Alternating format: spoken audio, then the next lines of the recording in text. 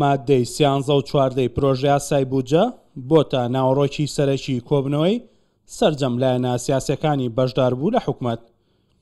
بە گوێرەی زانیاریەکان لە کۆبنەوەی چوارچێوەی هەمانگی داواکراوە کە ئەو دوو مادەیە لە بودجە لا بدرێت و لە یاسای نەوت و گاز کێشە نەوتیەکانی نێوان هەرێمی کوردستان و عێراق چارەسەر بکرێت.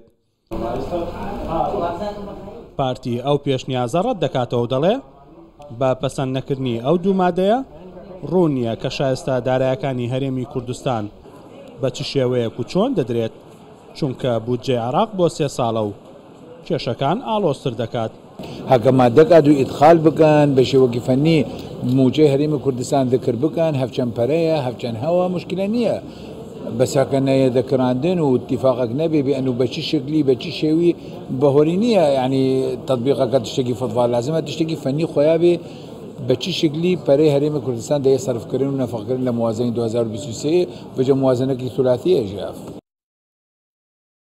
بڕیار وایە لە دوو ڕۆژی داهاتوودا پرسی بودجە لە لێژنەی دارایی یەکلا بکرێتەوە.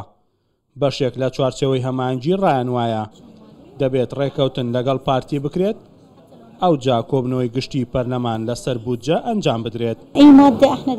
دەنگ لەسەر هەموو مادەکانی بودجە دەدەین، بەڵام پێمان باشە پێش کۆبوونەوەی گشتی پەرلەمان ڕێکەوتن بکرێت لەگەڵ مافە دەستوری و یاساییەکانیان جێگیر بکرێت، چونکە کوردیش بەشێکی گرنگە لە عێراق.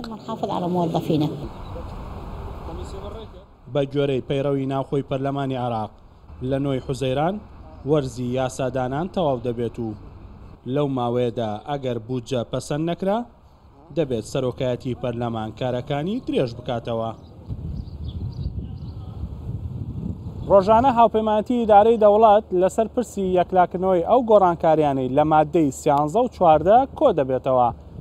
پێشنیارەکان زۆرن بۆ چارەسەرکردنی کێشەکان، بەڵام پارتی دیموکراتی کوردستان پێداگیری دەکات لەسەر ئەوەی دەستبردن بۆ ماف و شایستەدارەکانی هەرێمی کوردستان هێڵی سوورە و سازشی لەسەر ناکرێ. ئاکان فەهمی کوردستان 24 بەغدا.